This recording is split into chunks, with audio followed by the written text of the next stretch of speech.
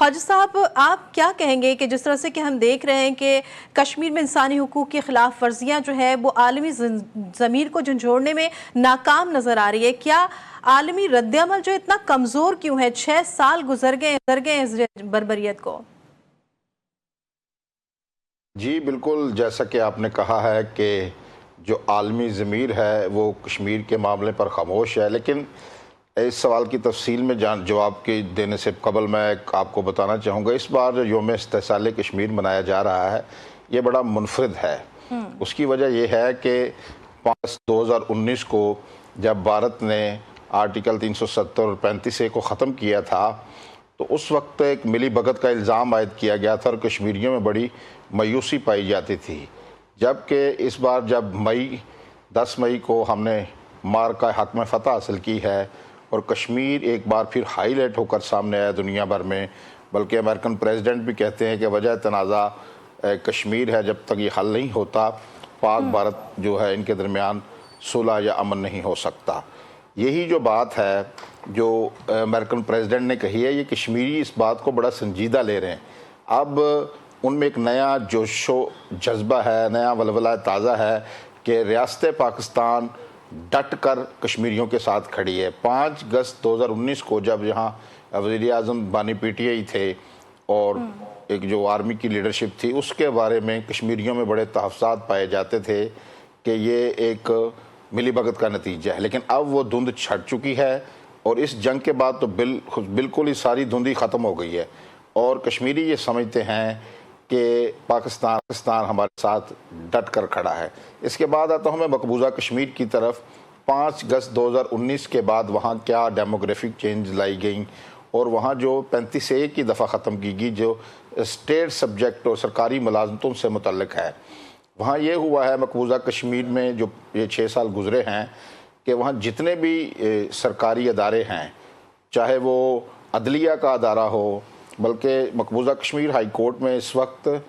9 ججز جو ہیں ان میں سے صرف 2 مسلمان ہیں، باقی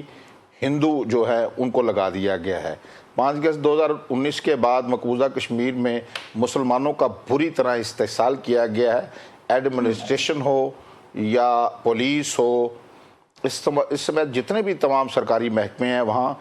ہندوؤں کو چن چن کر لگایا جا رہا ہے، بلکہ جو تعلیم کا ادارہ ہے، یونیورسٹیاں ہیں، وہاں کے جو وی سیز ہیں، وائس چانسلرز، ان کو بھی تبدیل کیا جا رہا ہے، جو ہندو ہیں جن کا بیک گراؤنڈ ان کو لایا جا رہا ہے۔ اس کے بعد وہاں لاکھوں بھارتی شہریوں کو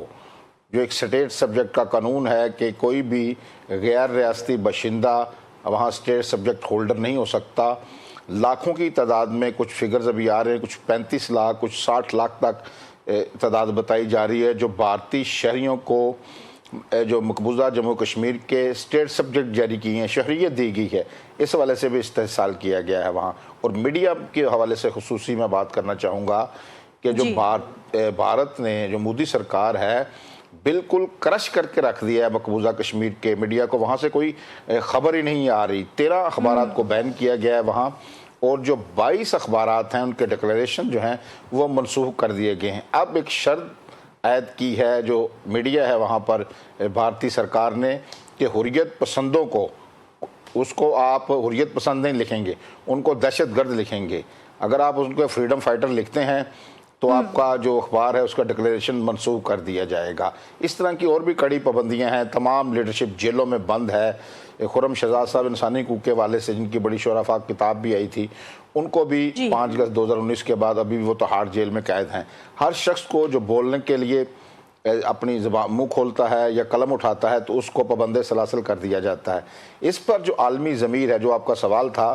یہ خاموشی جو ہے، یہ خاموشی ہم بارہا یہ بتا رہے ہیں، جو مسئلہ کشمیر کا قضیہ ہے یہ 3 ایٹمی قوتوں کے درمیان ہے، پاکستان، انڈیا اور چائنا۔ اس کو دنیا کو سنجیدہ لینا پڑے گا، بلکہ ڈونلڈ ٹرمپ نے تو واضح طور پر کہا ہے، بلکہ وہ تو کچھ مبالغہ بھی کر گئے تھے کہ صدیوں پرانا مسئلہ ہے، لیکن انہوں نے بارہا ذکر کیا ہے۔ تو میں سمجھتا ہوں اب وقت آ گیا ہے کہ جو بھارت کی چیرہ دستیاں ہیں، جو بربریت ہے، جو ظلم ہے اور جن کی آواز بھی باہر نہیں آ رہی، اس کو لگام ڈالی جائے۔ بالکل خواجہ صاحب آپ درست فرما رہے ہیں کہ